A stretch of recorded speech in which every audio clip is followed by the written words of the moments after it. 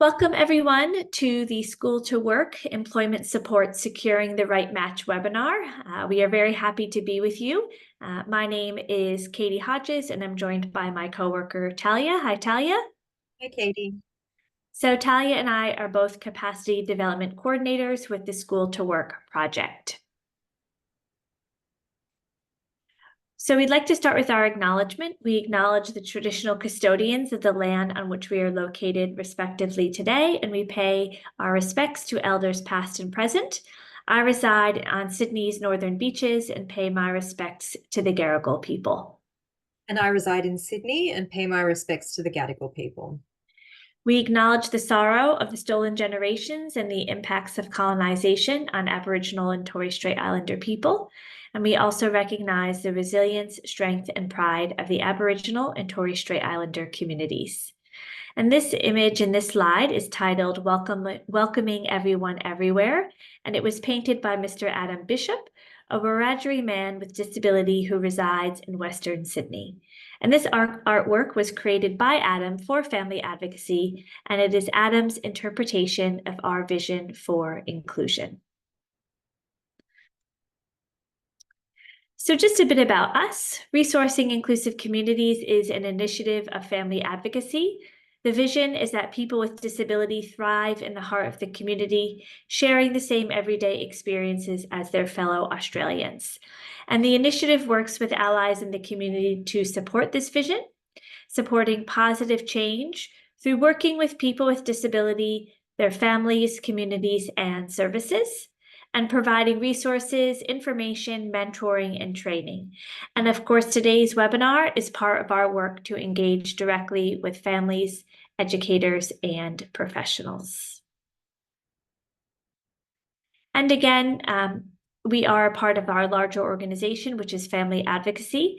And Family Advocacy is a New South Wales-wide disability advocacy organization that works towards promoting the rights and interests of people with disability through strengthening the advocacy of families across New South Wales so that they can effectively advocate with or on behalf of their family member with disability.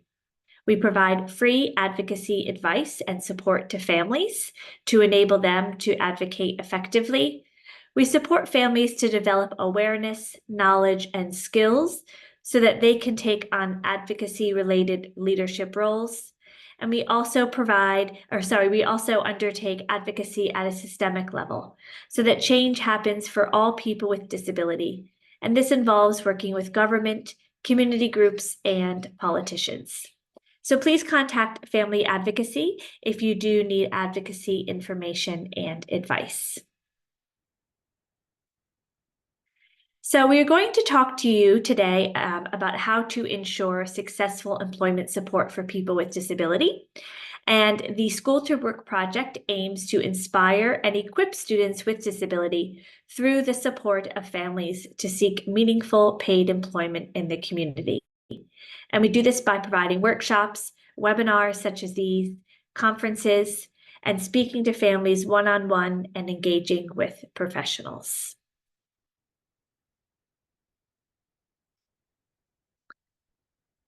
So, a brief introduction of today's webinar.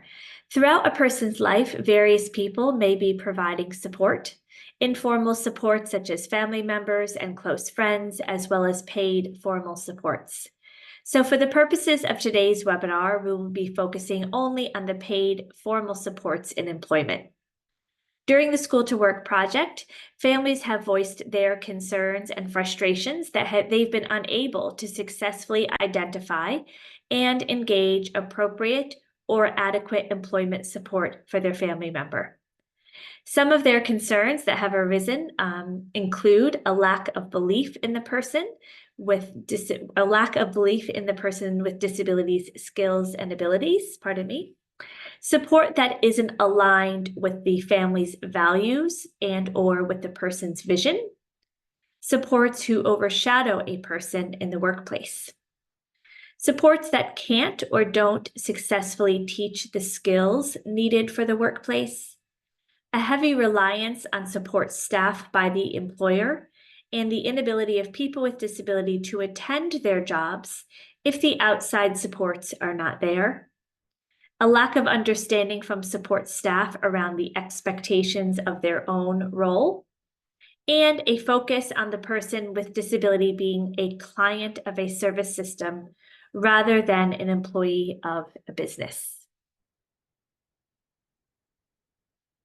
So we therefore wanted to share with you approaches and strategies and tips that can be utilized to achieve success in finding the right supports in employment, and in turn ensure more successful employment outcomes for people with disability. Like much of the work we do, the information shared today will differ from the traditional approaches often utilized in the disability sector, meaning we aim to provide strategies that offer a more individualized approach in supporting a person, resulting in the person being more authentically in their employment role. Finding the right support is an essential element in ensuring the person achieves success in their employment. Ultimately, it's about finding the right match and the right relationship for the individual. And this is built over time through careful planning and consideration. So today we will be looking at the following topics: the types of support relationships in employment settings, the role of the job coach, characteristics of good support in employment, steps in finding the right support, supporting the job coach in their role, and the role and importance of natural supports.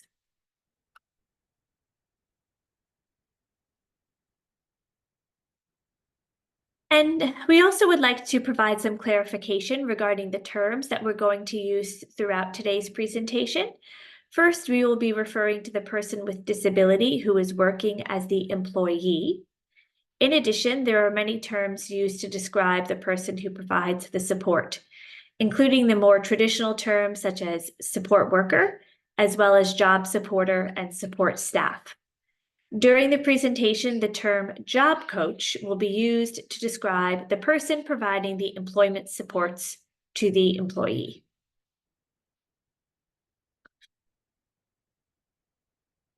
In addition, when we are talking about employment today, we are referring to employment in typical community-based settings, where there is real work for real pay, so award wages, where work is valued, genuine, and appreciated, where people with disability are working alongside people without disability, where the work is tailored or customized work for an organization, a small business, or crafted to suit the person, which is referred to as a micro-enterprise. Having said that, all the information shared today can be applied to any setting where a person with disability is receiving support in employment. So I'll now hand it over to Talia, who will start talking about the different types of support relationships. Thanks, Katie. So before we delve into the role and characteristics of a good job coach, we wanted to look at the types of support relationships that exist. So we'll look at the benefits and drawbacks of each relationship type and hone in on the one that has proven to be the most successful. Once we understand the difference between these relationships and what an optimal relationship looks like, it will be easier to identify the right individual for the role of job coach. There are 3 different types of support relationships, as well as hybrids and variations. However, these make up the majority. So the first one we'll look at is the hands-off relationship. This is the earlier strategy which was developed in supporting an employee into open employment. In this relationship, the job coach completed all the upfront training of the employee, and they would only start working with the employer once a certain level of skill had been achieved. This strategy has positive features, such as it helps ensure, theoretically at least, that good training is being provided to the employee. However, there are important and significant drawbacks to this approach, including that the job coach has to have knowledge of the supervision and training strategies used by the employer to prepare the employee for a successful transition. This approach can create dependency on the job coach by the employer. Given the initial support and training is delivered by the job coach, it is easy for that person to stay in the role longer than is needed. And it also creates barriers between the employee and their new co-workers in the workplace. For example, often co-workers will speak directly to the job coach rather than the person themselves. It is also worth highlighting that this is not the typical training relationship of most workplaces, meaning the employee does not receive the same typical training as other employees in the business. The training is coming from an external source. Next is the co-working relationship. In this relationship, the job coach and employee form a mini team and are responsible for completing the requirements of the job together. The drawbacks in this approach are that the job coach assumes all aspects of orientation, training, and supervision, therefore relieving employers from any responsibility for treating the employee as a typical co-worker of the company.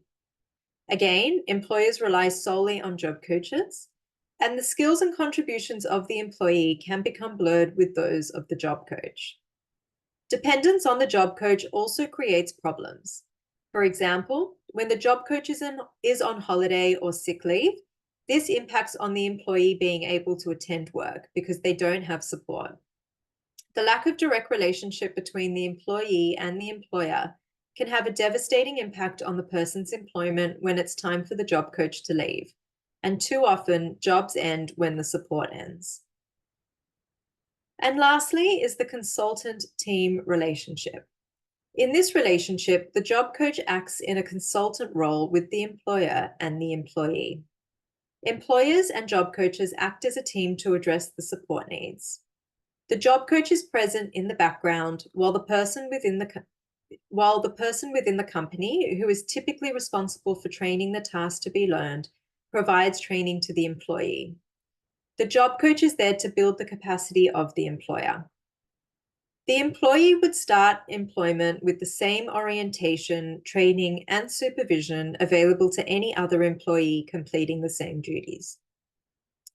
The consultant-team relationship is the preferred option for achieving the best engagement in real employment and avoids the pitfalls of the other support relationships we have described. This approach allows the job coach to fade their support over time without the risk of the person's job ending due to workplace or employee dependence on the job coach. Fading of the support involves a thorough and well-developed process of reducing training supports once the person has mastered the task, without impacting their ability to complete the task. This is a critical aspect of the ideal support relationship. If the person has a job that matches their interests, contributions, and conditions for success, meaning the supports that are required and what needs to be present or not present in an environment for it to be successful for the person, and the person has typical instruction to correctly complete the tasks, then support is much more likely to fade. To enable this to happen, information provided to the employee also needs to fade so that they become less reliant on prompting by others. Ultimately, the relationship should be one where the employee is supported successfully to complete their responsibilities and where they are perceived by co-workers, customers, and anyone who is accessing the business as an employee, not a client of a service. Or, as professional Milton Tyree from the United States says, the employee should be supported to be seen as an employee with a big E and a client as a small c. So now that we have identified the optimal type of support relationship, we're going to have a look at the role of job coach. This role can be varied and complex and might include aspects of support, training, communication, interpretation, and negotiation. Having said that, ultimately, the job coach's role should focus on assisting the employee and employer to work effectively together to achieve success in the workplace. For this to be achieved, there needs to be a balance between the support practices typically provided by the employer and the specific support requirements of the employee. The role of the job coach can also be viewed as being a bridge to relationships, connecting the employee through their unique likes, interests, and passions with those who share common ground in their families, neighborhoods, communities, and for the purposes of today, workplaces. Job coaches should be on the lookout for opportunities for real engagement in the workplace, between the employee and their managers, co-workers, customers, and anyone else involved in the organization. This, of course, would look typical to any individual who was looking to form relationships in the workplace and would mean supporting the employee to go to co-workers or colleagues to ask for help, being a member of different workplace committees, going on the coffee run, and participating in out-of-office social activities. So let's have a look now at what a job coach is and the role of the job coach. So put simply, a job coach is not the employee of the business, not a babysitter, not a time waster, a decision maker, a taskmaster, a drill sergeant, an entertainer, parent, or friend. And to this last point, there is a clear difference between paid support and freely given relationships. Paying a friend or family member to provide support can lead to the loss of a freely given relationship. It is also difficult to let go of a family member or friend for poor performance and not cause harm to the relationship. Similarly, a friendly job coach does not necessarily make them a friend, as they are in a paid role and their connection to the person may not continue after their employment stops. So let's have a look at what a job coach is.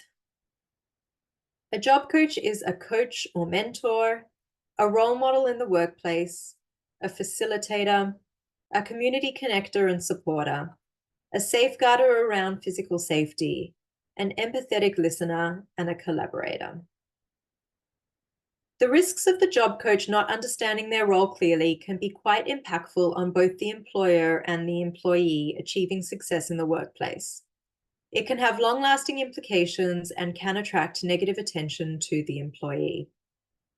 For example, if the job coach takes over too much during orientation, training, or during ongoing supervision, most employers will take a step back and become reliant on the advice and support of the job coach, rather than developing their own understanding and knowledge in how to adequately support the employee, ultimately impacting on the employer's confidence in supporting the person.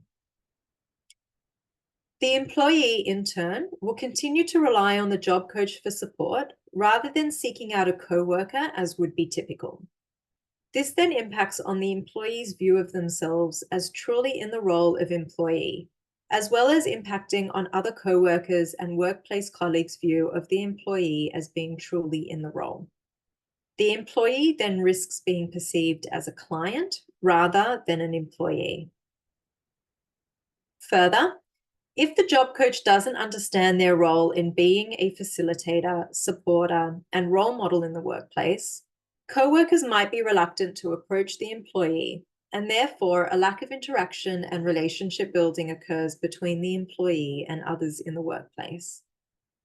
The job coach is also responsible for setting the example of how the employee should be treated, spoken to, and spoken about.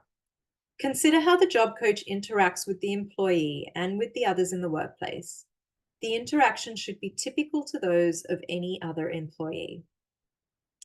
The job coach should try to be as invisible as possible, whilst also being close enough to see and hear what is happening. This is a really fine but important balance to find. So we'll now have a look at the characteristics of a good job coach. When looking for a job coach, whether you are hiring the individual directly or you are working through a service provider, be clear about the type of person that is required in both their attributes and characteristics, as well as their knowledge and skills.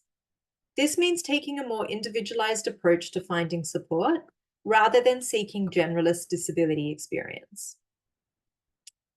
Attributes and characteristics speaks to who someone is naturally or inherently, which are often qualities that cannot be taught. Examples of some of the attributes and characteristics you might look for include a job coach who believes in the person's vision and the family's values, a job coach who sees the possibility in what the employee can achieve, someone who holds inherent attributes of honesty, reliability, personal integrity, and common sense, someone who is respectful, someone who blends in and does not overshadow the employee, someone who has an openness and willingness to learn and develop in their role, acknowledging when mistakes have been made and wanting to work to correct them. Someone who shares common interests with the person they are supporting, and perhaps someone who has a shared culture, gender, or age if required. For example, we are aware of a family whose faith community is an integral part of their lives, and often support people have been identified that have a shared faith. In terms of learning a role and the tasks that are needed to be completed by the employee, you are much more likely to find the right individual if you look for someone with a specific set of skills and knowledge which relate to the role the employee is stepping into, meaning specific qualities can be prioritized and selected for a particular role. It is more likely to be more effective to recruit different people for different employment roles with the right knowledge and skills, rather than employing people with generalist skills who may not suit the role as well. Most people will learn how to do a job if they are being taught by someone who has knowledge of the job or has already completed the same job or tasks themselves. For example, you would perhaps seek out different knowledge and skills if a person was being supported at their first work experience at a local hardware store, compared to a person who has their first paid role at a local doctor's office, completing administrative work. Most job coaches will learn how to do the job if they come with the right attitude and support the person's vision and plan.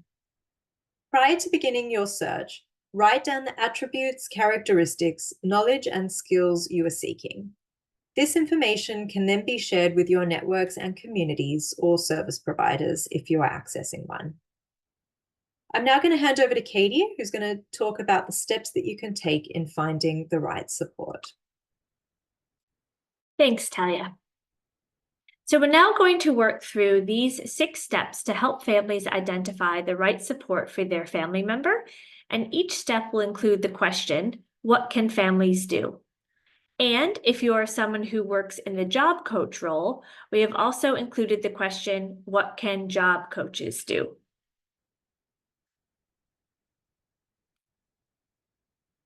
So for many families, it is often hard to decide where to start when it comes to making decisions and finding the right job coach. And we would always say that the first step is to start with the person. Often what we know about a person is just the tip of the iceberg. Even as family members, there is always more to know and understand about a person beyond what appears on the surface. In customized employment, which is a relatively new approach here in Australia, this process is referred to as discovery. And many families we work with have supported their family member to go through the discovery process or a version of it. Through discovery, the employee, with the support of family and trusted allies, takes a closer look at the person's life through a process of asking questions of those people who know the person and making observations of the person in varied environments. The process focuses on 3 main areas: contributions the person can make, their interests, and their conditions for success. Knowing and understanding this information then helps identify a potential employment role and will also help inform the preferred or required skills and characteristics that the job coach should have. On the webpage that you used, okay, yes, very good. Okay, so we will be providing we do have available the discovery record in reference to this process if you would like to reach out to the School to Work project, and we can provide that to you. So here are some examples of questions that you might ask during the discovery process. So who is the person in their family? What does the person's typical routine look like? And you might look at the morning, the afternoon, the evening. You might look at the Monday through Friday or the weekend. Where does the person live and what does their neighborhood look like? What are their educational experiences, employment experiences? Who do they engage with in their community, and so on? You might also ask questions such as, who does the person prefer to spend their time with? What does the person get excited about? And what is important to them? So as family members, consider how you can consider, as a family member, you can further consider where are the gaps in your knowledge about your family member, and how can you learn more about your family member. So in regards to discovery, it can take up to 40 hours and is a detailed process. This is a very brief overview of what the process might look like. And we encourage you to work through the discovery process with the person you support. And again, if you would like the discovery document, please reach out to the School to Work team. So what can family and friends do? Family and friends can support their family member to go through the discovery process to better understand their interests, conditions, and contributions. Use this information to make an informed decision about the required skills and characteristics of a good job coach. When communicating with your family and family members and community and network and services and potential job coach, ensure the information that you share about your family member is shared in a positive and creative way, rather than focusing on deficits or diagnosis. If your family member communicates differently, support them to express who they are to ensure that their voice is being heard. And in addition to discovery, you can also write down essential information about your family member and keep it up to date so that it is available to others. For example, a family who is involved with family advocacy has put together a document called A Bit About Me for their son. This document describes who the young man is, who he likes to spend time with, and how to best support him. It also includes information about his family, their values, and the expectations of anyone who comes into his life, including a job coach. And you can find an example of this on our webpage. And further, what can job coaches do? So a job coach can get to know the person and set your own habits, customs, and assumptions aside. You can actively learn about the unique life of the person with disability, their family, friends, how they like to spend their time, their past work experiences, and any other information that the family feels is valuable. Also, respect the information which is shared with you by the person. This will be a great resource in working out how to best support the individual appropriately. And finally, be proactive and ask questions when you don't know something.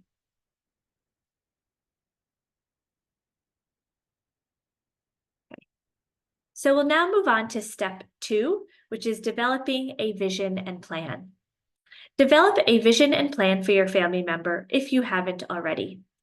For those that are unaware of the concept of vision, simply put, a vision is a clear idea and positive dream of what is wanted for someone. A life filled with all the good things we all want, including family, friends, purpose, belonging, living in safety, having good health, and of course, meaningful employment, receiving award wages, and contributing to the community. With your family members' input, develop a vision of what is wanted for their life. This will most likely be based on both conversations and observations of the person, and what they have indicated is a good life, what a good life will look like for them. So here we have an example of a vision from a young man named Josh. Josh's family developed the vision based on their observations and knowledge of him. Importantly, it includes a vision for his employment as well. So we believe in an inclusive life for Josh. We would like him to be working in a productive and meaningful job that he enjoys, balanced with a range of enjoyable social activities. Our vision for Josh is to be a valued member of the community and to live a fulfilled life. For Josh to be healthy, happy, and living life to the fullest. To have the same opportunities as his siblings and friends, and to be supported to make those opportunities a reality.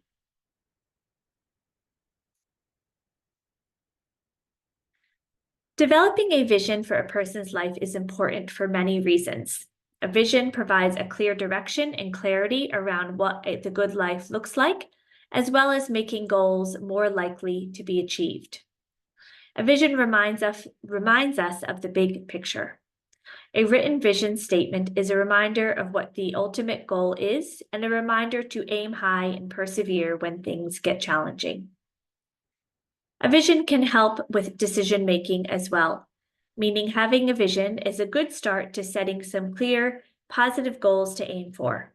It can also help you make decisions about particular directions and opportunities to either pursue or decline, depending on how they align with the person's vision for the future. And lastly, a vision can be shared with others or be developed with their input. It can also be shared with people who have a key role in the person's life so that they can begin to appreciate what is important for the person, both now and in the future. So again, what can families do? If you haven't already, support your family member to develop a vision for their life. On the webpage you use to access this recording, you will find a document on creating a vision to help support this process for your family member. If and when appropriate, you can share the person's vision and the life they hope to achieve, and you are supporting them to achieve. As previously mentioned, it can also be shared with individuals that come in their life, including job coaches, managers, and employers. And of course, dream big and maintain high expectations for what your family member can achieve, including in employment. And again, if you are a job coach, understand and support the person's vision for a good life, as well as their vision for employment. If you can't support this vision, then this might not be the right job for you. And respect the wisdom and experience of the person, their family and friends, and follow their lead. Okay. So step 3 is about making a good match. A job coach can come in many different backgrounds. As individuals, they bring new ideas, interests, and skills, and ultimately, it's about getting the right match for the person. So we'll start this section by playing a brief video about a young man named Carl who had a work internship at his local radio station. And as we watch the video, pay particular attention to the support that Carl received in his internship role.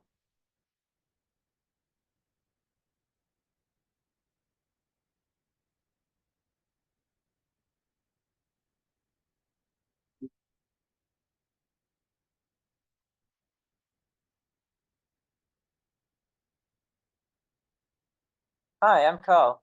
When I was in year 11, I got involved with the student radio program and I really enjoyed it, so my media teacher encouraged me to get more involved with the radio station as a volunteer. I found out that it was possible for me to set up this volunteer role as an internship that would count towards my year 12 certificate. So with some help from my family, my college, the radio station, and some NDIS funding, I was able to undertake an internship in radio production at the station. So we contacted the radio station and spoke to them about that, and they were very supportive, and we discussed some options for just providing Carl with a little bit of extra support to, come into that new environment and get comfortable there, because it's a big thing for someone on the autism spectrum to go into an environment that's different from what they've experienced before. So we just felt it would be helpful to have someone to help him, work with him, just while he got comfortable there, and also to someone at the same time who could be helping him build his skills. By self-managing, we can use our NDIS funds for support from sources that aren't registered with the NDIS. So otherwise we'd be limited to just getting support from providers who are registered with the NDIS. So it means that we can draw on people who are already there, who might be already working an organisation or community group. And so as it turns out, there's a radio trainer at the station, and so we were able to just engage her for a few hours a week and use our NDIS mentoring funds to pay for that additional support. And you know, now Carl's really very self-sufficient at the station, and he's become really confident in his skills. But yeah, just probably just needed that bridge for a little while to take that step forward.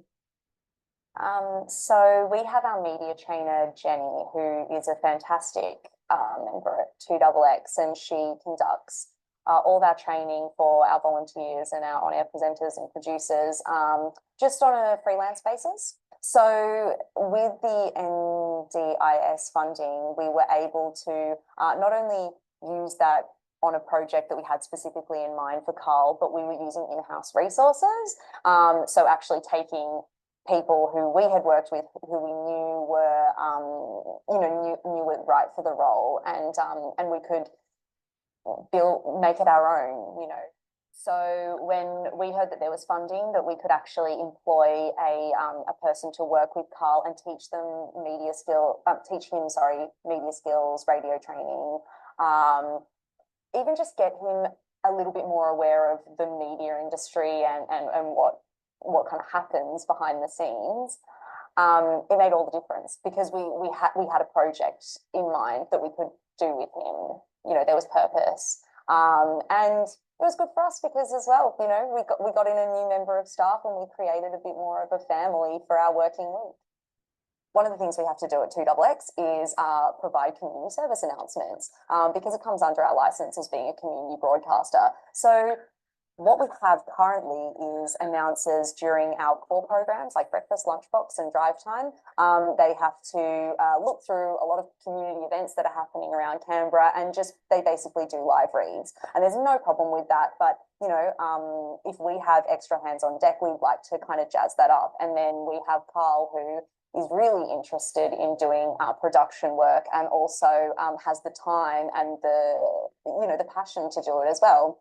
So that was kind of what we got him started on. Basically, he made it his own, did a bit of script writing, and would take something that seemed a bit mundane, like a school fete happening on Saturday, and he would kind of mix in this script with it. And it was really good because, well, now we have a bit more we have more professional content that's produced. It's got stings in it. It's got a little bit of background music, and that can be played, and it kind of gives us an all-round engaging radio voice, I suppose. I found working with Carl very rewarding. I connected with Carl really well, I think. For about the first 3 or 4 weeks, we were doing community announcements. And Carl really, I think, enjoyed that because he started doing some of his fantastic voice impressions. So he was putting his own stamp on it too, which was really lovely to see. And to see him grow into it, I guess, the role was great. Yeah, I mean, I suppose I was less there in the later stages. You know, I was there in case something went wrong. Because Carl's an amazingly fast, learner. He picked things up really well. Yeah, he's got an across kind of role at 2XX, but I can see he loves being on the panels, and he's got a nature for the radio techniques. So I see Carl having a flourishing career as a radio producer for sure. I think he's going to do fantastic things with radio in the future.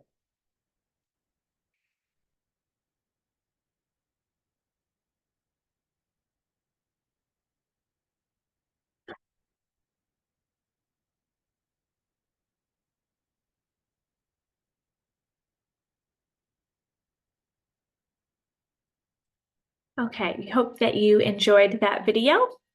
And just a few points that we wanted to draw upon. And that is, of course, drawing on the knowledge of people who are already in the working environment. And so we heard about the media trainer, Jenny. Having a bridge for a little while to take steps forward. Support and helped build his confidence skills and being self-sufficient. Again, those in-house resources that were available at the radio station. Teaching the skills, again, from someone who has those skills. So in this case, Carl was working on radio skills, and media skills, radio training, and also understanding the industry. There clearly was a strong connection between the trainer Jenny and Carl. And as Jenny states, that she was less there in the latter stages of Carl's placement at the radio station. So what does a good match look like? A good match has occurred when the family and friends are trusting and comfortable with the job coach.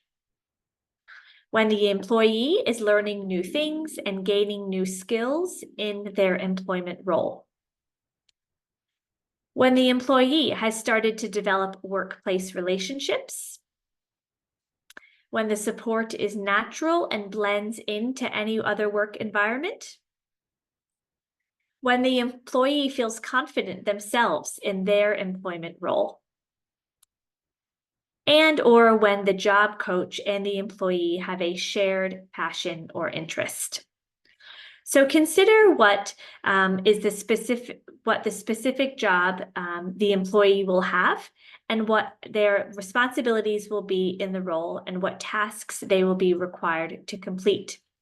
This is essential in understanding what a good match will look like.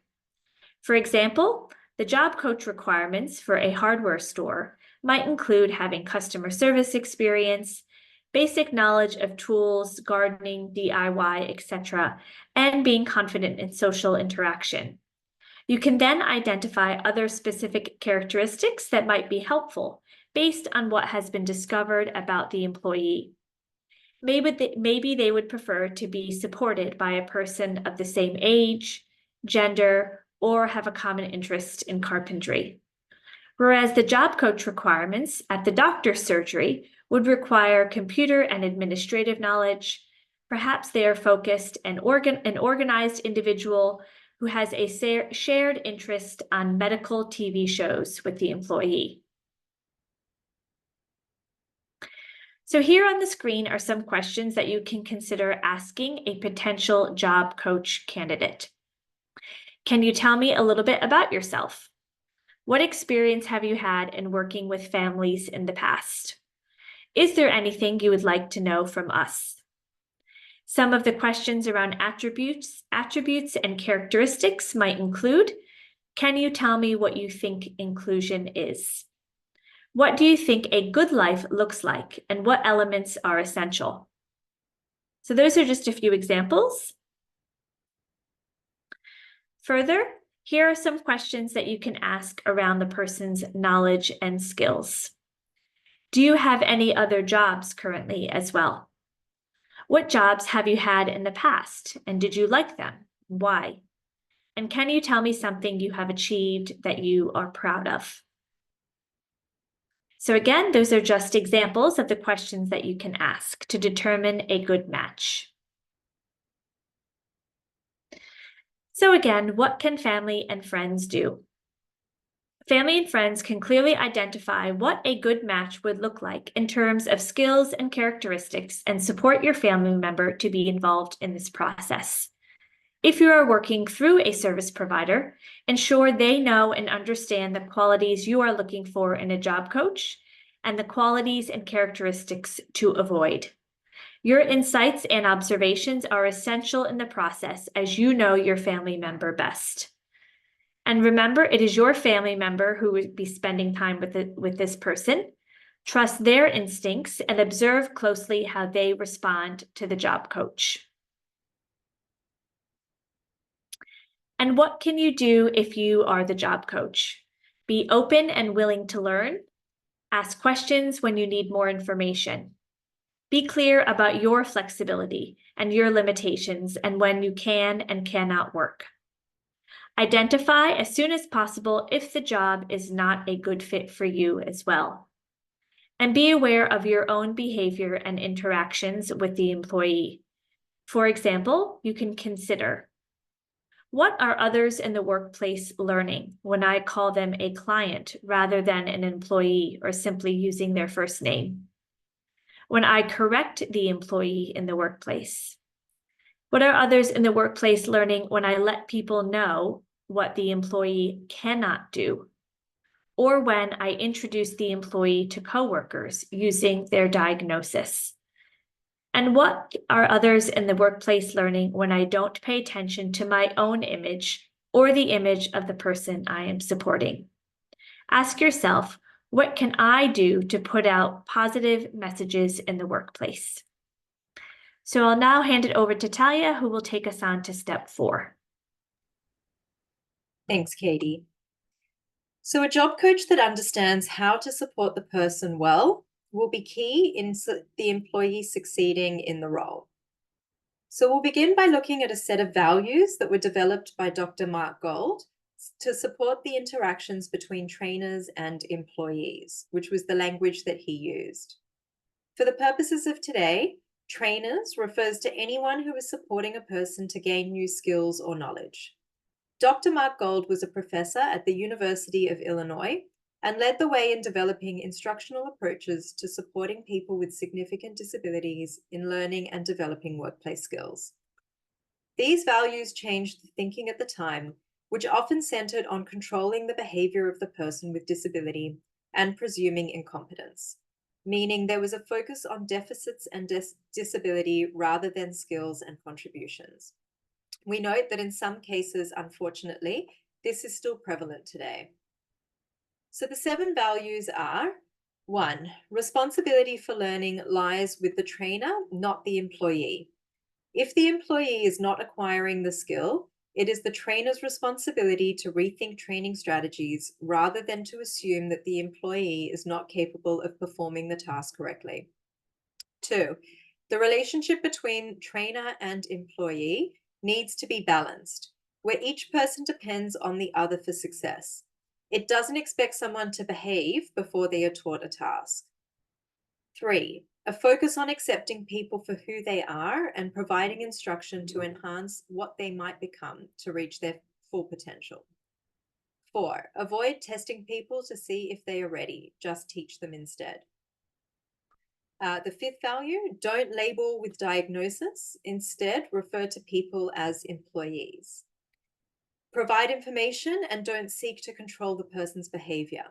Select tasks that the employee finds naturally interesting rather than tasks deemed important to the trainer. And here we would say to think back to discovery.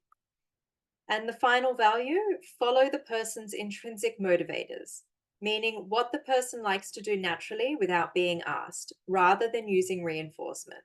The person needs to be intrinsically motivated to do the job in order to succeed. Applying values to the role of job coach will help to create a more successful working environment for all parties involved, especially the employee. Mark Gold & Associates has also developed several strategies that help organize the information and tasks that the employee needs to be trained in. These strategies focus on the typical ways in which people are supported in a work environment, and they include job analysis, mastering a task, and understanding method. So we're now going to have a look at these more closely. So the first strategy is called a job analysis, and put simply, it means taking a close look at the workplace. The main goals being to find out the typical ways, means, and people in a workplace that might be used to train and support any employee. This analysis should take place once the person has been hired by a workplace, but before they actually start working. A job analysis is completed to identify and take steps to improve the likelihood the person will fit in the role, and to plan strategies to maximize the use of typical supports in the workplace, meaning supports provided by the employer. A job analysis can help job coaches in many ways, including understanding how to best organize the information to be trained to the employee. For example, providing a breakdown of the employee's individual tasks. Looking at how the employer usually performs and teaches the job, planning for the needs of the employee, the initial stages of forming relationships with staff, and planning the sequence of training and support. Without this information, a job coach and the employee learn the information they need to do the job on the first day of work. And this can often create a sink or swim mentality that allows little time for observation, reflection, and planning. If allowed, we recommend that you take videos or photos to capture the job analysis information as well. A job analysis considers the employer's need for quality and a steady level of productivity, but expects accuracy over speed. Job analysis will include an analysis of risk and ways to reduce that risk as well. It helps a job coach identify which rules are rigid and can't be adjusted, like safety precautions, and those which are flexible. The job analysis also identifies staff in the workplace who might have a connection with the employee as a co-worker, supervisor, or trainer, and their willingness and availability to provide support and assistance. It also identifies social groups and activities out of work that might be a way to further develop work-related relationships, for example, after work drinks. The second instructional approach we'll have a look at is mastering a task, which is an important concept to get right in training people effectively. Mastering a task refers to when the person correctly performs all steps of a workplace method multiple times without the assistance of a trainer. The person masters the task when the trainer decides learning has taken place. This decision would typically be made by the workplace trainer and observed and recorded by the job coach. And Mark Gold and Associates calls mastering task reaching criterion, a term that you will see on their templates. And finally, let's take a look at method. In the aim of mastering a task, it is important to consider the method or way in which tasks are to be performed. Effective training relies on having a method that reflects the consistent way a task is typically performed in the workplace and reflects the trainer's concept of correctness. Method is important because it will be used to determine the performance of the employee. Further, a common mistake trainers make is saying it's okay for the person to attempt the task without paying attention to correct method. This shortcut approach is quicker, but many people with disability will need to learn correct method a number of times before they learn it properly. Where possible, it's best to use the natural method that you observe others performing in the workplace. People with disability need to be taught one correct method to avoid confusion and errors. The correct method for the workplace, not how the person might complete the same task at home or in a different environment. A good strategy for the job coach to utilize is to find out which is the correct method and film someone demonstrating it. Consider how daunting it would be if you walked into a workplace and were shown method without actually being taught the individual steps. This may lead to increased anxiety and avoidance. This is often interpreted as someone being unable to complete the task. Why is it important to break down the method of a task into teachable steps? It's the key to fading support in the future. Times when method might be adapted or modified is if physical accessibility is a problem or if the person is having difficulty learning after repeated training. So moving away from instructional strategies, let's now look at a summary of Mark Gold's key thinking about strategies to communicate information to people with disability. So the first is to reduce verbal information. People learn best when the trainer focuses on giving information about the job task, avoiding conversation as this can be distracting. Teach all steps. Meaning people learn best when they teach all steps of the method in the natural sequence of performance. No news is good news. People with disability can become dependent on prompts and frequent affirmations after each action. People learn best with no news is good news, a training strategy where silence is offered by the trainer after the employee completes the action to indicate that their actions are correct.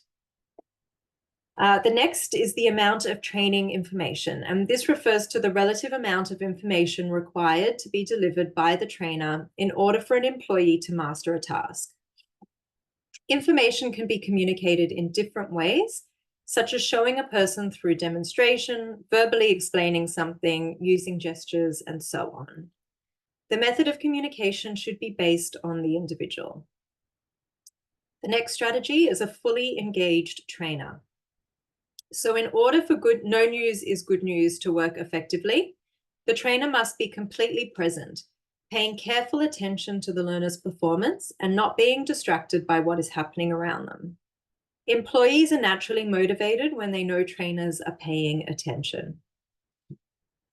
And the last strategy is subtle feedback. When people receive subtle feedback, this has a positive impact on their attention. It focuses the person directly on the task and doesn't create needless conversation. The job coach should build respectful relationships with the workplace supervisor or trainer so that they can suggest the strategies to help the employee learn best. So what can family and friends do? Family and friends can refer to the 7 values. These values can be integrated into the characteristics and qualities required when finding the right job coach. Provide as much support information as you can and outline what is critically important to your family member. Acknowledge that learning how to support your family member might take some time, but as long as they stay open-minded, it's okay. Be clear about your expectations of their role, duties, and conduct in written format, which should be kept relevant and up to date. If your family member communicates in different ways or needs assistance, provide information on how a job coach can best provide that support, and be available to offer your thoughts and ideas as required. So what can a job coach do? Be cognizant of how you learn best.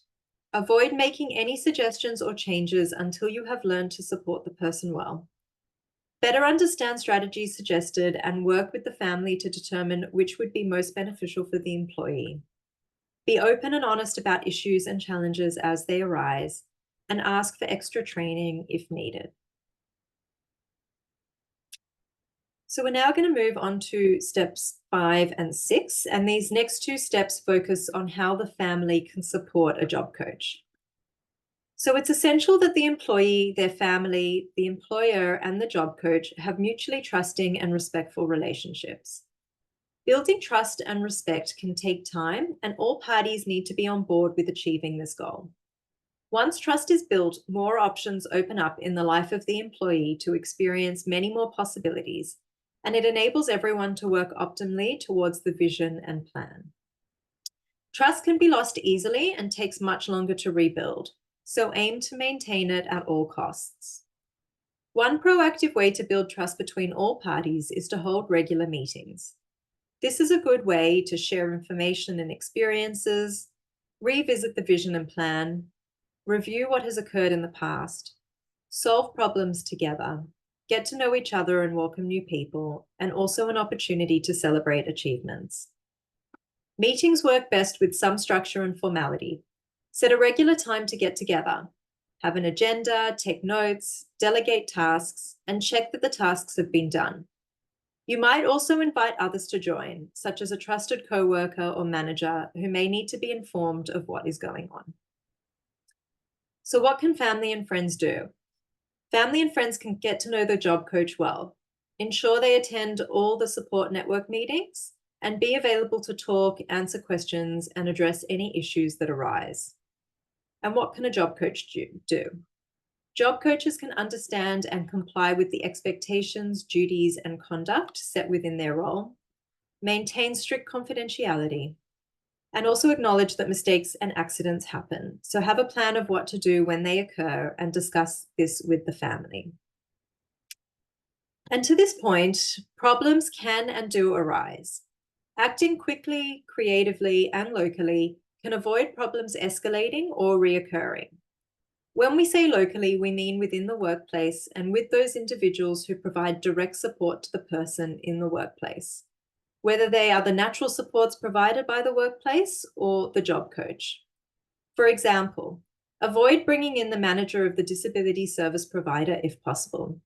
They won't know the employee nearly as well as those who are involved in the direct support and most likely wouldn't have been present when the problem arose. Problem solving is a skill that improves over time.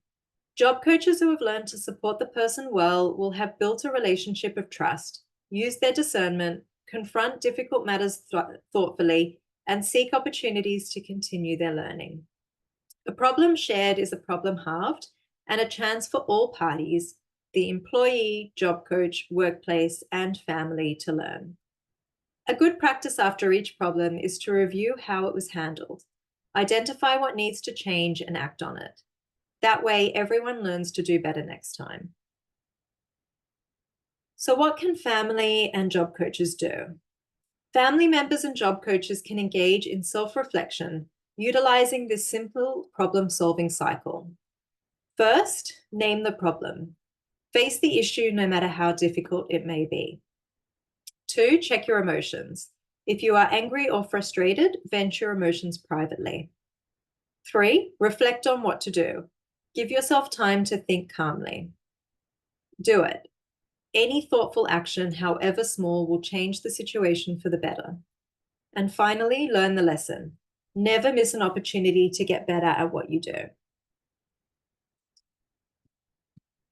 So before finishing, we wanted to just reiterate the importance of natural supports, which, as you have heard throughout the presentation, are those supports which are typical to the work environment, such as a manager or a co-worker that is doing the same job and provides support to the individual. This individual should be identified prior to the person starting a role, possibly during the job analysis phase or as early as possible once they commence. When any of us start a new role, training and support is typically provided by colleagues within the organization, and it's best to look for where these opportunities can occur as well. Don't rely primarily on the job coach. It's best to learn a job from someone who knows the role well and has been in the role themselves. And the importance of getting it right at the start. So research conducted by Professor David Menk from Indiana University highlights the importance of getting the support relationship right at the start. Data shows that if a person's employment features and conditions are atypical in the beginning, then their employment is likely to continue to be atypical over time. In other words, it's important for the support relationship to begin the right way from the first day of employment. So we've now come to the end of the presentation and would like to just quickly recap some of the main points that we have touched on when it comes to considering employment supports for your family member or the person you support. So the role of the job coach should be a bridge to relationships with others in the workplace. The job coach is there to ensure that the workplace is set up in the best possible way for real engagement. The job coach understands the task to be completed and works with the natural supports in the workplace to communicate this information in a successful and appropriate manner. The job coach's body language and the words they use in the workplace to convey how they feel about the employee are important. Look for a person who demonstrates that they are an equal partner, an individual that models respect and positive ways of interacting with the person. A job coach doesn't prevent or block a person with disability from building relationships with coworkers and understands the importance of feeding support when it's appropriate to allow the person to be more fully and authentically in the workplace. So that brings us to the end of the presentation. We hope that you found the information beneficial. You'll see our contact details on the slide currently. So if you would like to reach out to the School to Work project team to discuss anything that you have seen in this presentation, then please feel free to do so from the numbers or email address on that slide. Katie, is there anything else? Or? No, I think that's all. Thanks, Talia. Thank you, everyone.